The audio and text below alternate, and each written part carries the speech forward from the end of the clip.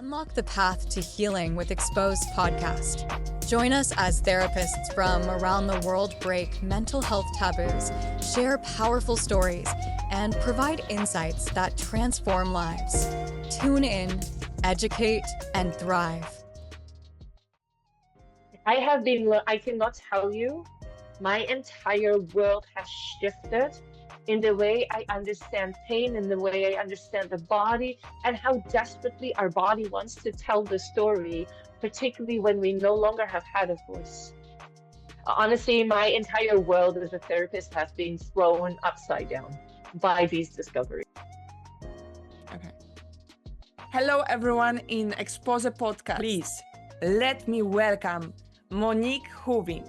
She's a Canadian certified consultant, a Canadian Consulting and Psychotherapy Association, and a registered clinical consultant with the BCACC, specializing in childhood development and trauma.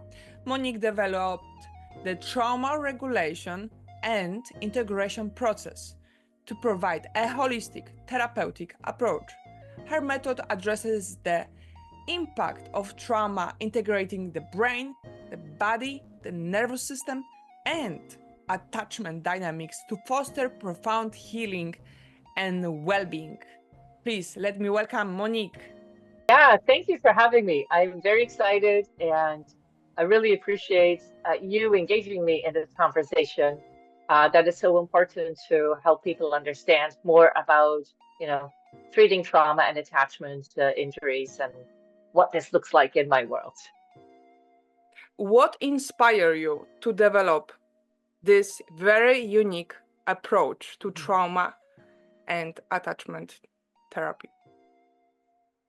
Yeah, so one of the things that I really started to experience with a lot of clients that had um, chronic issues in regards to childhood development or trauma or even chronic somatic pains is that no matter what therapy that I was trained in, it just didn't seem to really help people heal long term.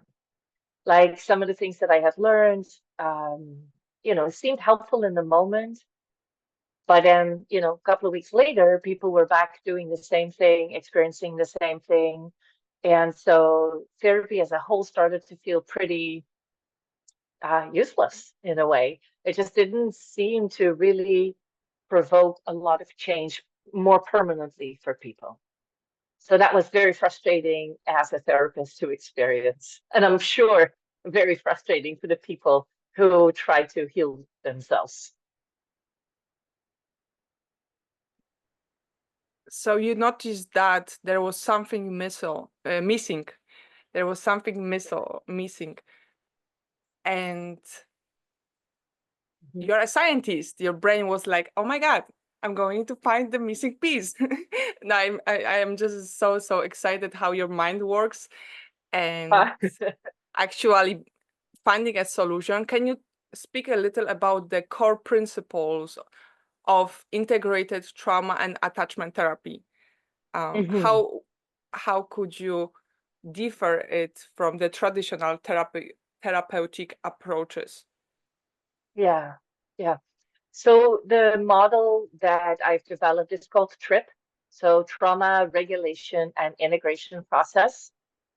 And as I said, like based on my frustration of not really getting anywhere long term with clients, um, I was looking at what we are being taught as therapists is that you either focus on changing people's thoughts so that it changes their emotions, so that it changes their behavior.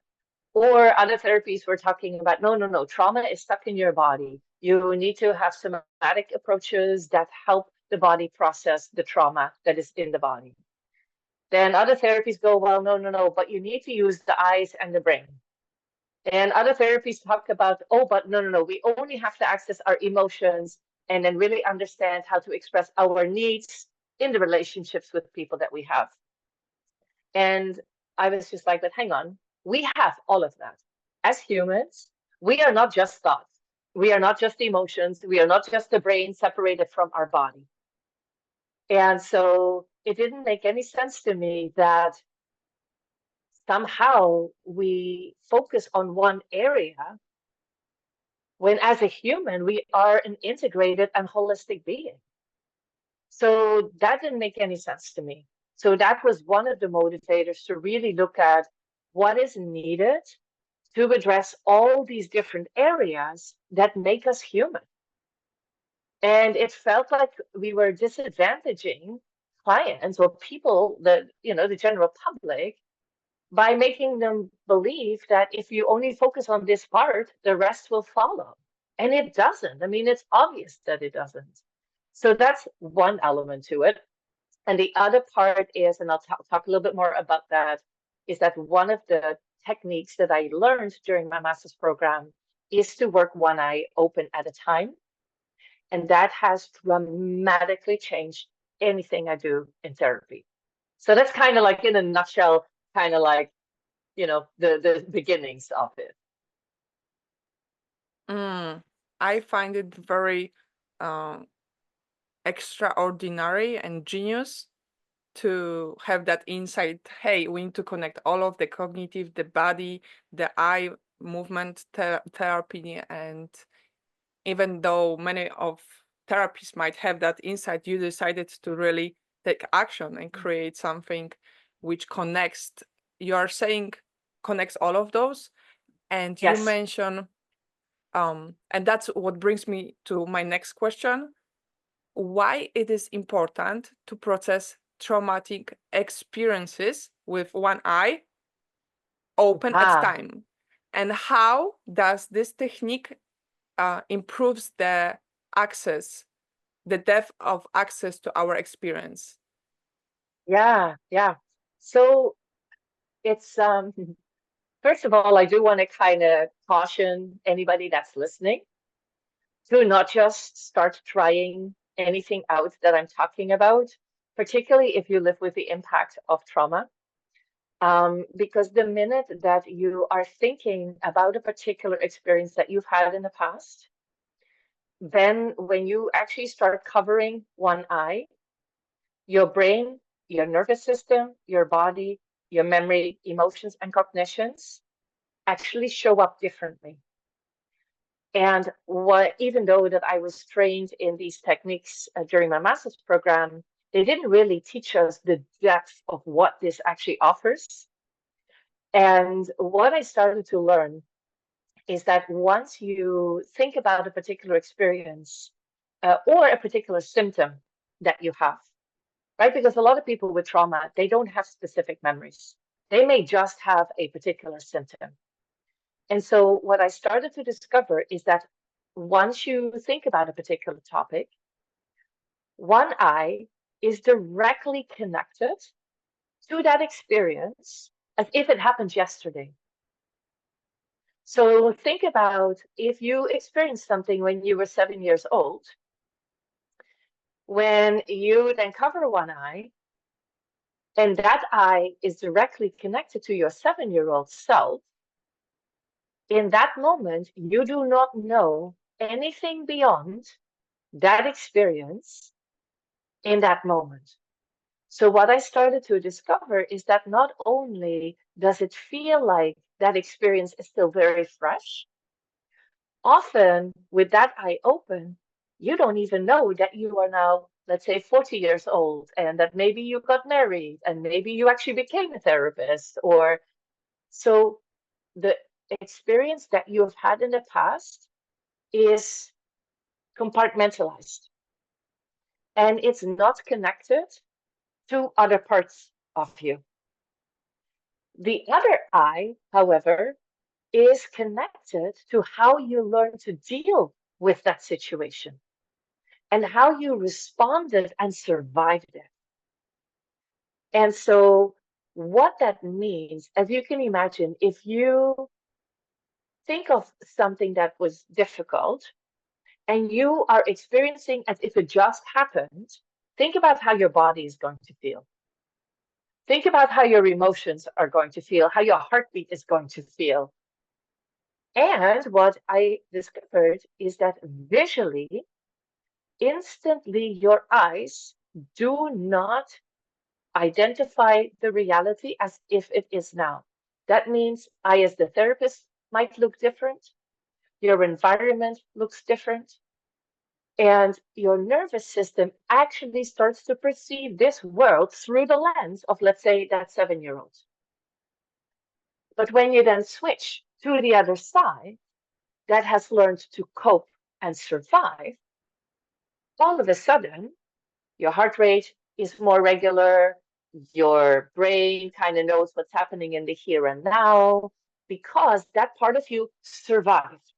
That part of you developed skills and ways to deal with life, but often by cutting off the feelings, by pushing away the memories. So the other eye is more connected to the here and now without being connected to that past experience. So that's why the left eye and the right eye do not have the same kind of reactions when we process that particular experience. I don't know, how does that sound to you?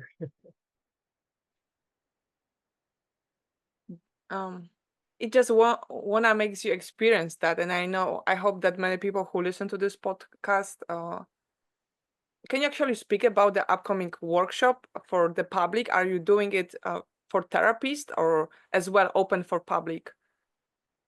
No, at the moment, the trainings are only available for the public. However, I have trained many different therapists in California and different states in America, and some obviously here in Canada. So if people that are listening that would like to try it out, they can actually visit the website and see what therapists might be available in their state so that they can actually try out the therapy. So this particular approach really needs to be executed by somebody that is very trained. But my upcoming workshop is really for social workers, therapists, psychologists, so anybody that is trained in mental health. And I will make sure to add the links below for the audience. You know, when you were talking, it just came to my mind, what if you don't see when you are blinded? Does blind people still can use this technique? Yeah. Mm-hmm. Yeah. Do you want They me to can. speak to that? Yeah, Yes, if they you can. could, yes. Yeah. So one of the things that I tried out, so I have worked with one client that is fully blind, that has two artificial eyes. I am working with somebody that has one eye that is blind and the other eye is sighted. And I just tried to experiment with something. And what I discovered is that normally, if I invite the clients to cover one eye, they will use the left hand to cover the left eye. And then when you cover the right eye, you use your right hand. So then I thought, because the eyes and the brain, we have a connection that goes from the left to the other side of the brain and vice versa. But your left eye also has a connection to the left side of the brain, and the right side of the eye also has a connection to the right side of the brain. So then I thought, if you don't have eyes or if you don't have sight, how can I help you? So then I actually invited my client to use her right arm to cover the left eye and to press the nerves around the eye, because your nerve endings still have feelings and send signals through using the skin. And I discovered that when they do it this way, that they actually have a very similar response to experiencing how the left eye and the right eye are different. So to give you a very quick example, so this particular client has phobias of bugs because she's blind. And so obviously that's, scary to not know where bugs are coming and what they're going to be doing. But on her left eye, when she would cover the eye crossover, she would tell me that there's a fly on the wall and he's staring at me and he's going to come and attack me. An absolute panic. Even though she can't see, her belief is that I can hear this fly and it's going to come and it's going to attack me. And she was blinded then, from the being born, or she lost the sight? And no, she unfortunately, due to cancer, lost her sight at the age of 6. And so she has the representative of the back, and that's why she, okay. Yes, yeah. And of course, you can also hear, right? Like, so you get a sense of, what things sound like. So then when we actually got her to cross over and cover the other eye, she was like, wow, yes, bugs are annoying, but it's not like they're going to kill me. And it's like within seconds, that experience was instantly different for her.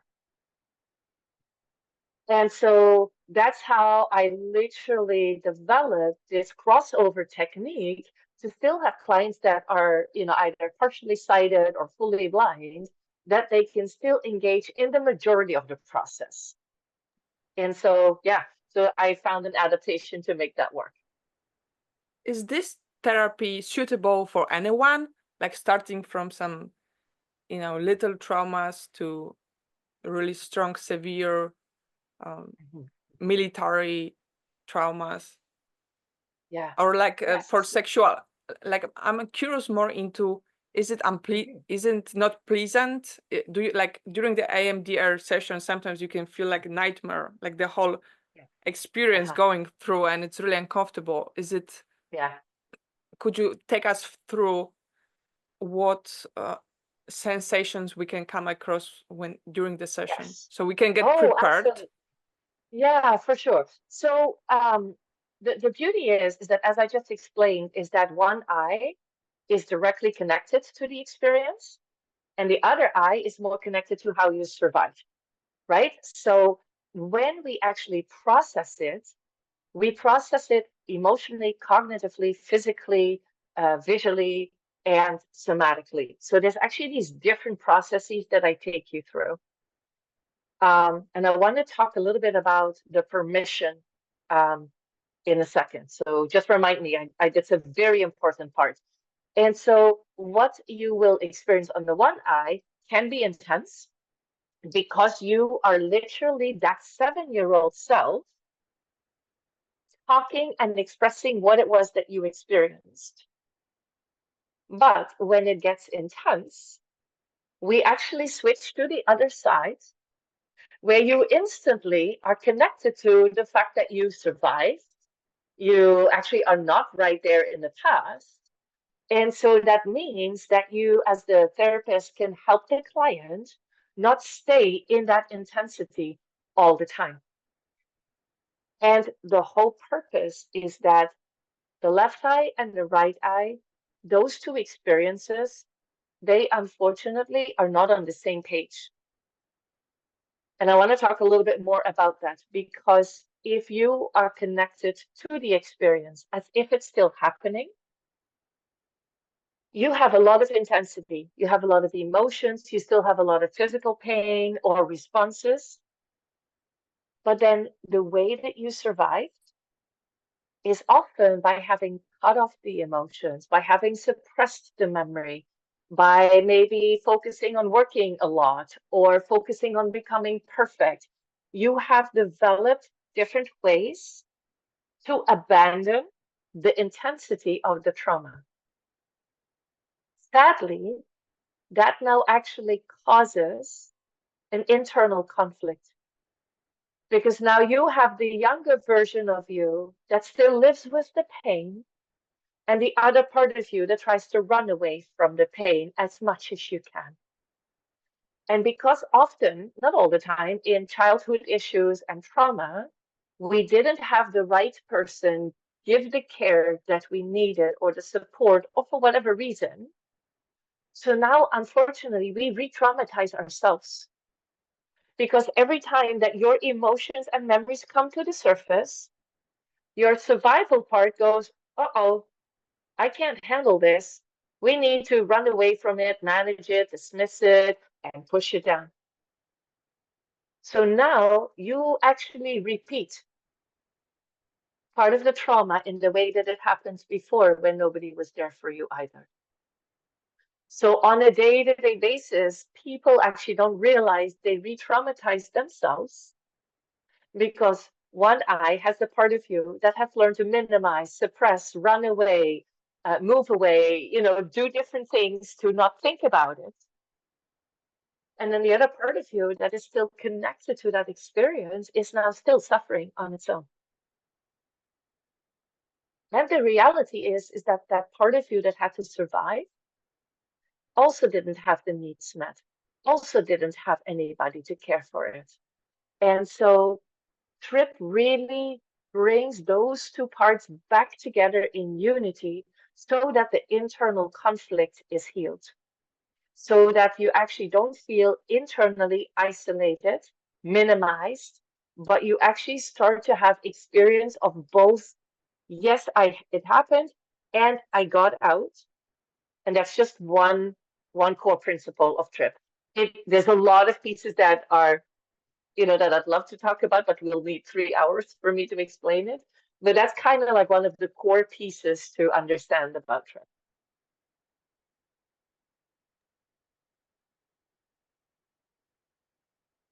Wow, that's really you shared so much. It will take a while to digest all of that. Yes. And I asked you 2 questions in one. Exactly. Yes. And you answer both of those. Oh, so it means that when you are in the therapy with, like, we're having session, it might create some unpleasant experiences for me, but then it shifts to the right side when it's like taking like I manage it and Yes. suppress it. Oh, okay. Basically, for example, your left eye might be connected to severe anxiety because of the suppressed emotions. But then when we move to the other side to check in how the other side is feeling, because it doesn't have the same connection to the intensity and it's more connected to the here and now, you instantly feel different. So you get a break from feeling the intensity, you get a break from being stuck in that memory. And so this is the beauty of having two eyes, because we actually toggle between the intensity and not the intensity. And because I have combined the 5 different therapeutic elements of emotion regulation, working through the body, working with the eyes, attachment theory, and parts work, the strategies that I've put together really help to regulate and not let you stay stuck in that intensity.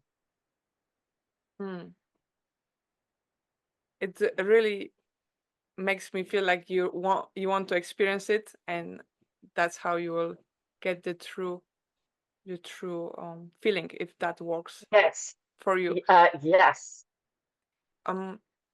As we get to closely, we are getting to the end of the podcast. Could you provide some examples of your method, how it helps some of your clients, patients heal from trauma? Yes, absolutely. So first of all, I do want to say that we have just finished our first research project. And so that people actually know that we take this very serious. Yeah, thank you. Wow, that's a big deal, because I bet it's hard to get the sponsoring for this new. Yeah, there is no sponsoring. No sponsoring. There's no sponsoring. However, I have the very generous support of one of the research professors in California who has actually been guiding me in this process. I just want to let the audience know that there is research, and that currently 97% of the clients who've tried it say this works better than anything they've tried before, which is a shocking result for me. And so, but just to give you some examples. Wow. Yes. Yeah, it was shocking for me. I didn't expect that. So some of the issues that I work with, so for example, chronic conditions such as fibromyalgia, chronic fatigue, anything that's chronic, I have discovered how to actually help process this and help the person recover. Furthermore, my practice actually focuses on working with complex trauma, post-traumatic stress, any kind of forms of abuse, but also attachment injuries, meaning if you had a parent that was absent, or if you had a parent that was very harsh or very critical, our parental upbringing is the foundation of how we develop. So anything childhood related to the way that you were raised that forced you to abandon your needs and your emotions actually is suitable to be treated with TRIP. I work with people with disordered eating. I work with people who've had selective mutism in the past. I work with people that have gone through ritual abuse, religious abuse. Like, I tend to work with some pretty severe experiences that people have gone through, but it ranges. So it can be that somebody says, I suffer from severe perfectionism. Well, that actually comes often from childhood dynamics. And, so from that sense, we can actually look at how has that actually impacted the way we had to abandon ourselves. So TRIP is suitable for individuals, couples, and families. I have used it with some children. It's just my practice isn't focused on working with children, but I train therapists who do work with children. But then basically we help TRIP to be integrated with play therapy and other child-friendly approaches so that you can actually combine it. And so the youngest person I have tried it with was 5 years old. And some of you might think, well, does it work with animals? I have tried it. It doesn't seem to work with animals. I know it sounds a bit funny, but yes, I have actually tried that. Which kind of animals did you try with? With dogs. Yeah. And Well, I just want to say, oh, sorry, go ahead. Just very, very briefly. So other things that I've experienced it with is stroke.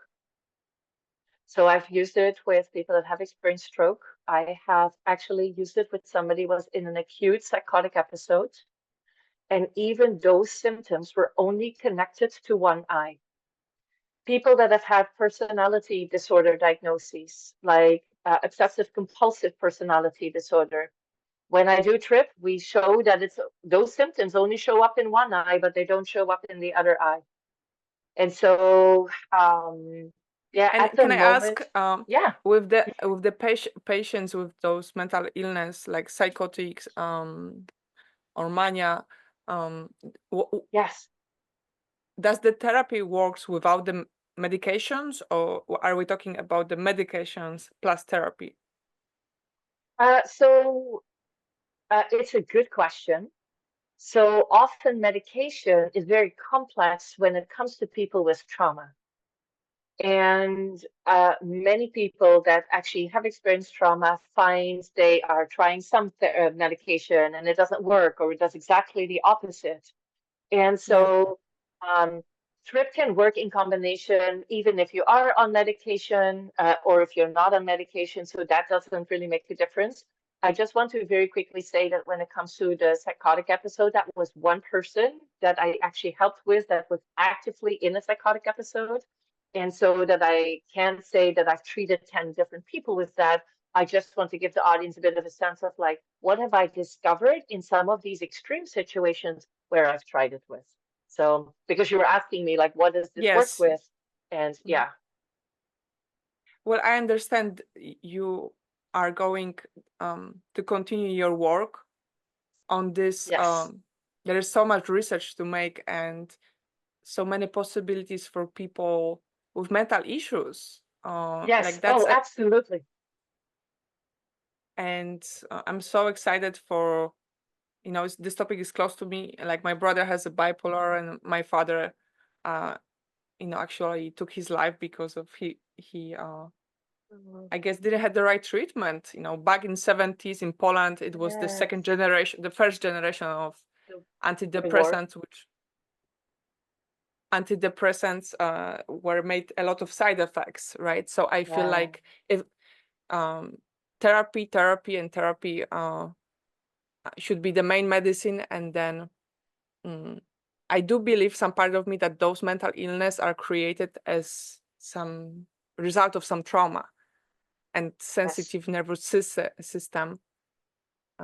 Yes. I Yeah. I would like to hear more about nowadays there's the ketamine treatment, and there are treating people with as well with like magic mushrooms, microdosing, LSD microdosing. What are your thoughts on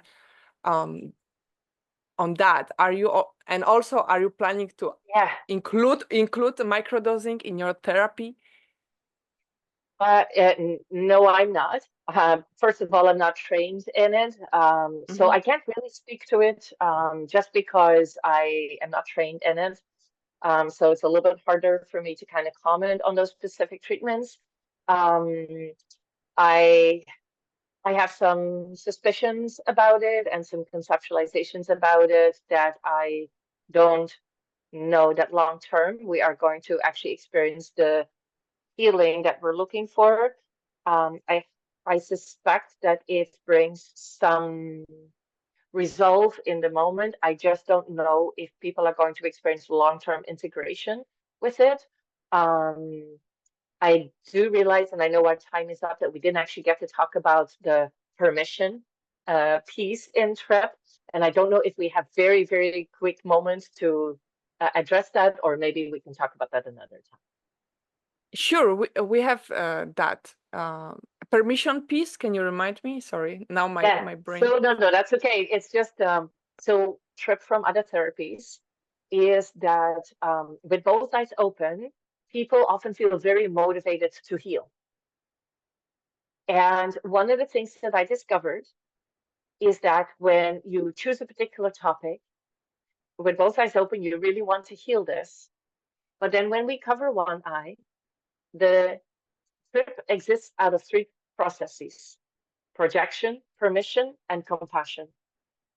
The permission process asks each eye, we repeat the topic that you chose, and we ask each eye, how do you actually feel about me understanding more about your symptoms and the possibility of us healing this trauma?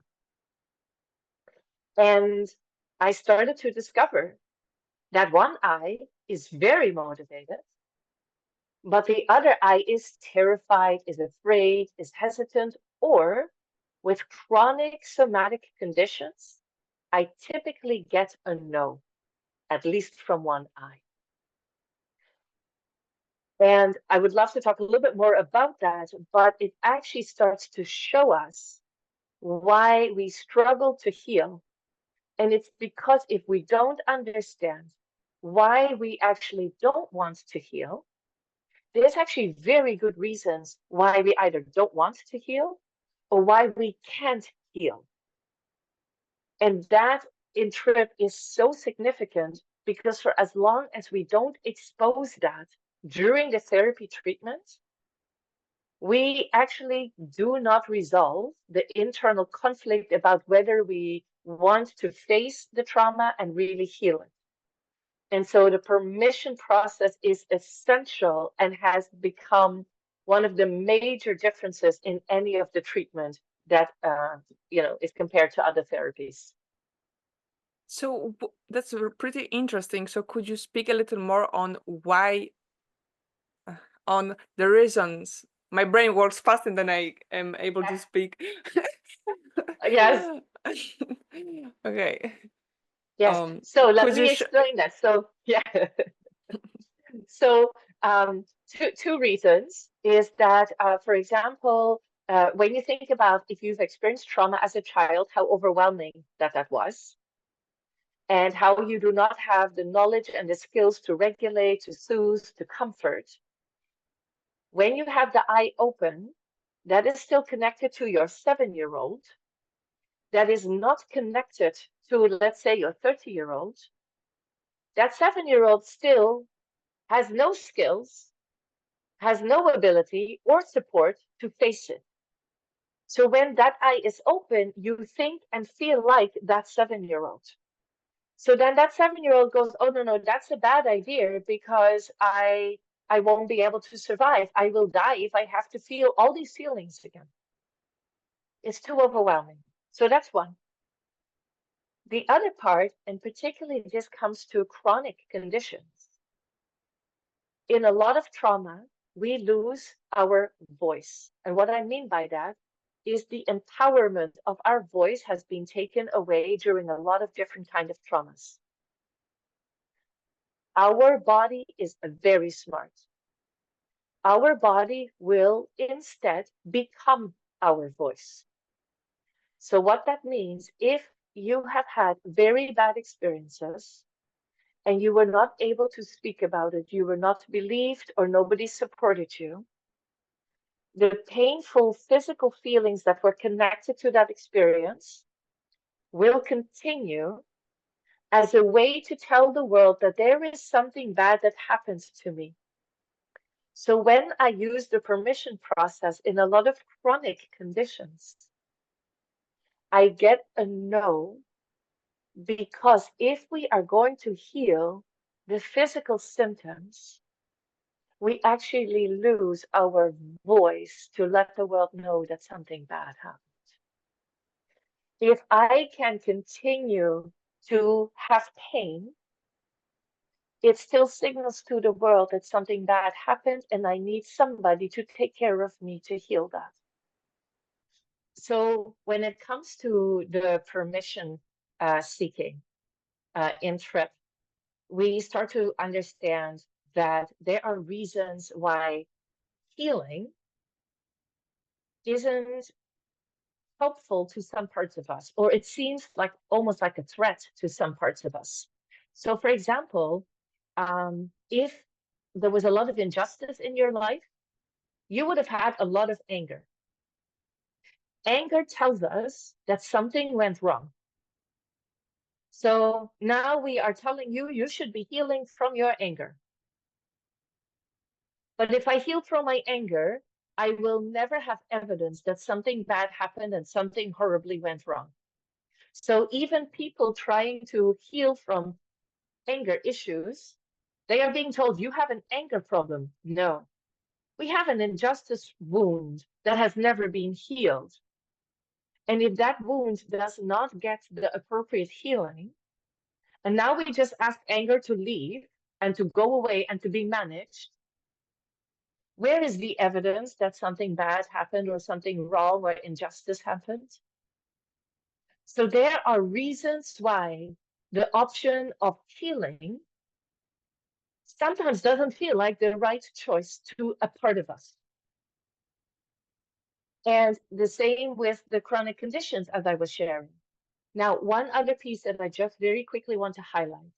You know how I was talking about that when you bring up a topic from the past, that often one eye is connected to that part of you at that age when it happened, without being connected to information in the here and now.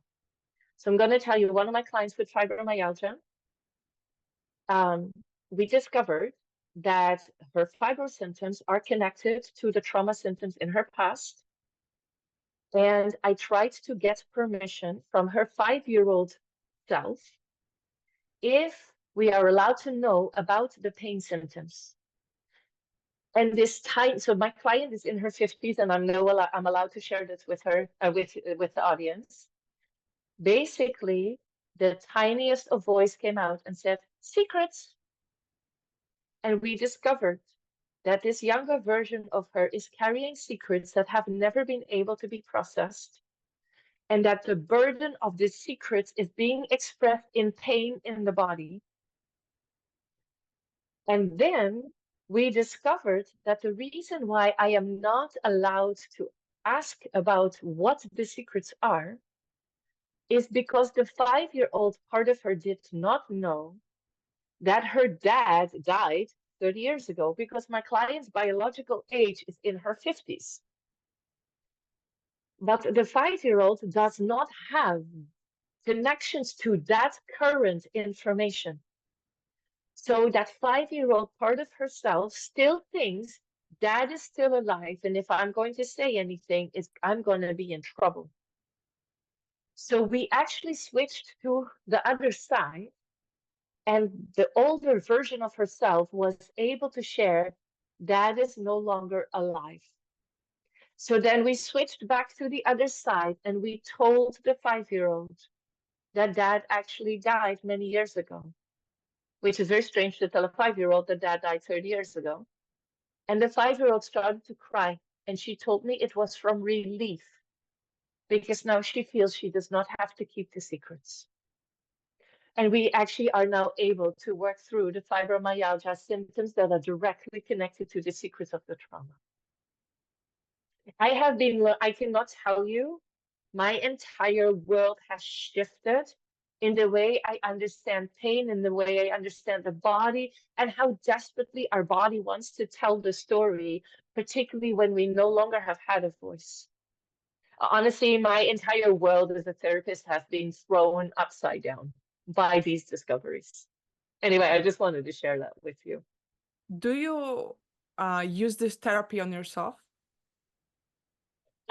No, because first of all, this particular therapy is very much important to have a person with you to really guide you through. It's an attachment-based therapy, so you really need the other person to really facilitate it. However, there are elements of this therapy that as a client you can use. For example, if you have panic attacks, if you discover which eye is connected to the panic attacks, when you are somewhere, you can cover one eye and the panic attack will instantly start to disappear. So there are different techniques and tools that we can help you by yourself for a little bit, but it is really important to have the other person there with you. Monique, thank you so much for sharing all of that. And it just brings so many questions, but I feel like the more, the more, because it's so new, it brings so many questions. Yes. And I feel, Yeah. is there another subject we didn't talk about and you feel like you want to speak more on? Is there anything else I missed and you feel like you feel a Well, need I to can show? just, yeah, I mean, honestly, it would take a lot more because we have two Yeah. processes that we didn't talk about. One is the projection process, one is the compassion process. Just very quickly, the first step when you choose a particular topic to work through, when you then cover one eye, I mentioned very briefly that often your visual experience of the world changes. So some of my clients will instantly see me as somebody that I'm not. So sometimes they will tell me that my eyes are very black, that my face looks really big, or that I look like a guy with a beard. And it's instant. And then I switch to the other side and they go, oh, it's you. So very often, one eye, or sometimes both, do not recognize me no matter how long you and I have known each other. And so I need you to understand that the nervous system, which is at the back of your eye, so your retina in the eye is part of the nervous system. So when you choose the topic to work on, all of a sudden there's this almost this lens that comes and colors the interpretation of your reality in the here and now. Which is why I want to caution the public to not try too many things out by themselves because I can't project for what is going to happen for them. Yeah, so just wanted to talk about that a little bit. And that was called projection? No, that was called... Yes, that's the projection process. Yeah, so we have projection, permission, and in the compassion process, that is ultimately once we have permission, where we actually process the hurt at a emotional, cognitive, physical, and at a somatic level. So that's where all the 5 integrated therapies come to full perspective in the compassion process, where we move the 2 eyes and the parts connected into a compassionate internal relationship so that we don't feel torn on the inside anymore. That's kind of like in a nutshell, a little bit about the 3 processes. So I'm just curious, which parts of the brain are active during the therapy? Is there like amygdala for sure? right? When the Yes. left light, Yes. Yes.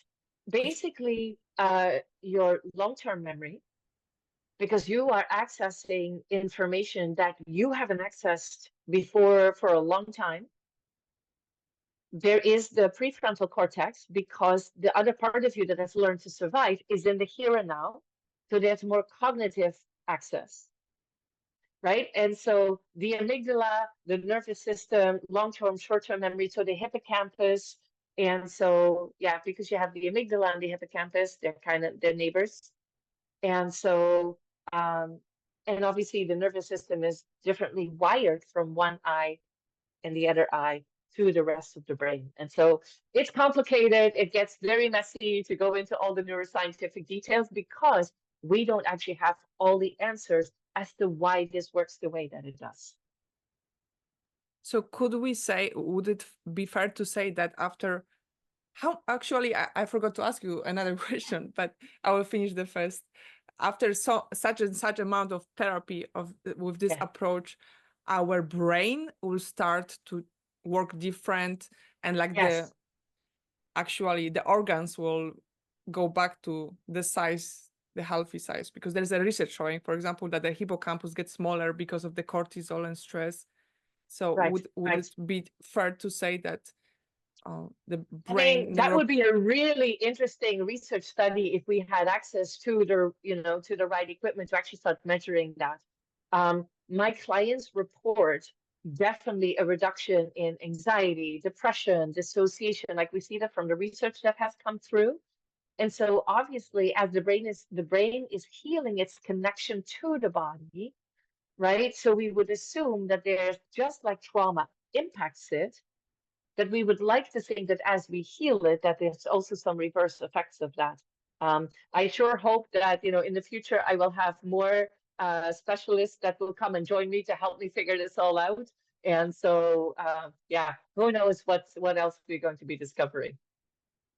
Thank you so much, Monique, for all your work.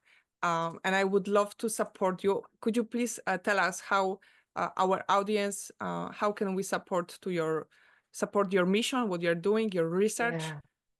Uh-huh. Yeah. So, if anybody's interested to actually learn more about the trip therapy, or you would like to try it, I'd like for them to visit the website. It's triptraumatherapy.com if you are looking for a therapist in America or Canada that can offer this therapy, or on the relationship works with an X dash therapy.com. So both website, one is more catered for clients looking for appointments. The other one is more for therapists looking for training. And what I would love for people to engage in is find a therapist that knows how to work with the therapy, to give yourself a new opportunity and to not give up hope. So for me, it's like the more people that are willing to try it, once people actually work with a therapist who's trained in TRIP, we are running a new research project in the next couple of months. So we are looking for people that are willing to engage in the therapy, but then also actually contribute to the research so that we can continue to evaluate the impact of this. That's a very long answer to your very short question. That's perfect answer. And the perfect question. I'm going to add those links, and let's stay in touch. And because this is what you are doing, it's going to change. It's changing so many lives, and Yes, it is. I'm so Yeah. excited for all the research, and that this is actually a permanent solution. It sounds like, which goes really deep to that stuck story somewhere in the past, instead of Yes. some another solutions which are more temporary, which give you some feeling, but you have to repeat it. Yes. Yes. That's exactly right. And thank you so much for creating so much Thank you. space for me to explain it. I really appreciate that. It was a pleasure. Thank you, Monique, for this extended podcast, but I'm glad we did it because your content is complex, but very, very in the positive way, because so many um, it brings all the approaches together, and that's why I wanted to make sure we take more time to understand it. And I feel like it really gave an understanding, and I'm going to make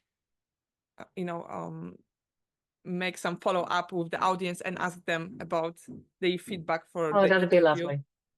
Yeah. So That'd be amazing. Thank you. Thank you everyone for listening, and see you in the next episode. Bye. Bye. Thank you.